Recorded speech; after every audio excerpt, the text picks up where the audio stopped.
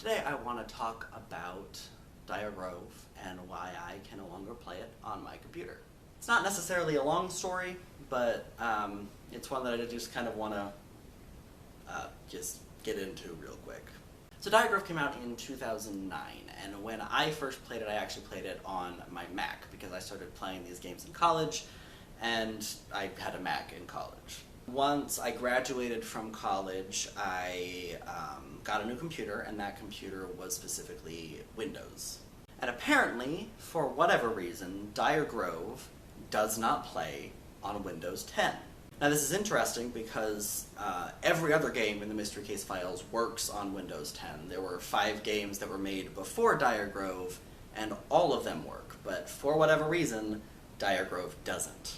Now, on forums on Big Fish Games, the company that produces all of these games, there have been multiple posts from people that have pointed out that they can't play Dire Grove anymore, and they want to be able to play Dire Grove because they spent money to get the game.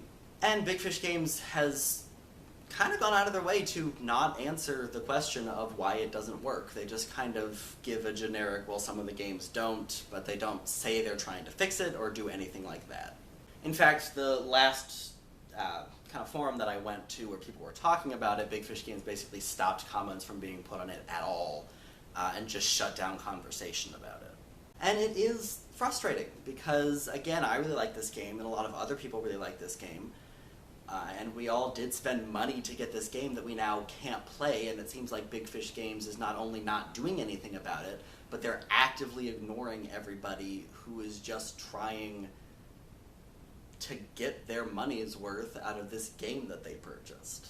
And it is really a shame, because again, I really like this game, and I am not able to play it.